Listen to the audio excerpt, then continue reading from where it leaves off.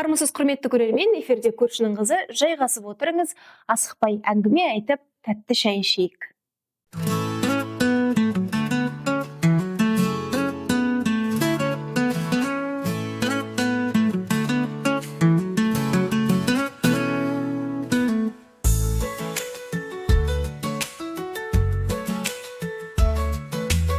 Жолдан өтіп бара жатып та айыппұл ала беретін болдық па? Не болып кетті?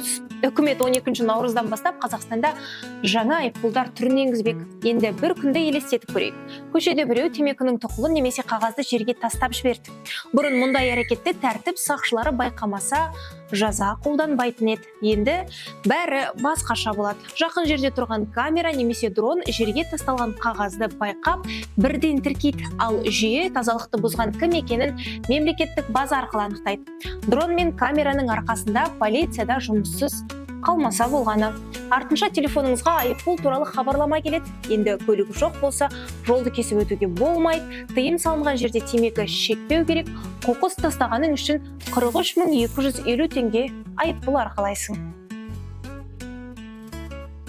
Айтпақшы, біздің ел зейнеткерлер үшін өмір сүруге қолайсыз болып шығыпты. Яғни шетелде жасалған рейтинг тізімінде 89 елдің ішінде Қазақстан 77-ші орында тұр. Бұл дегеніміз Қазақстан зейнеткер үшін өмір сүруге қолайсыз елдер қатарында.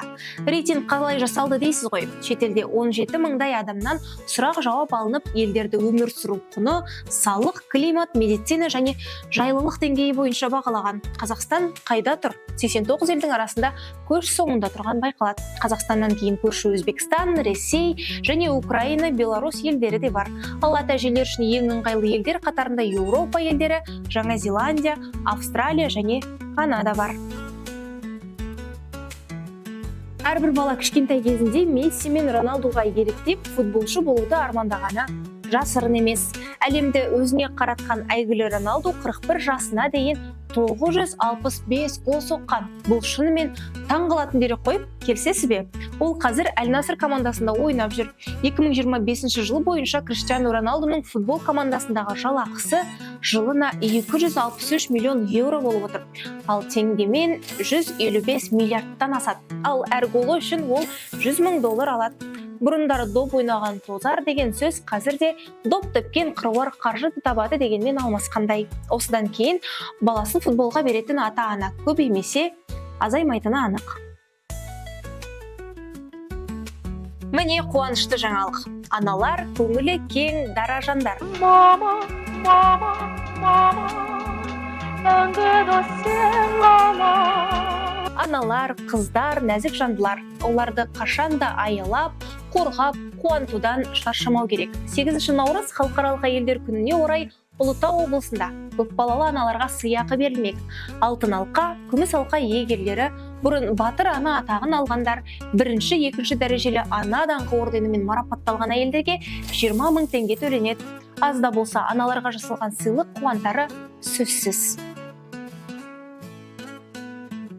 Алматылықтар тұңғыш президенттің жиенімен бірге таңғы ас ішіп, тауда күннің шығуын күткен.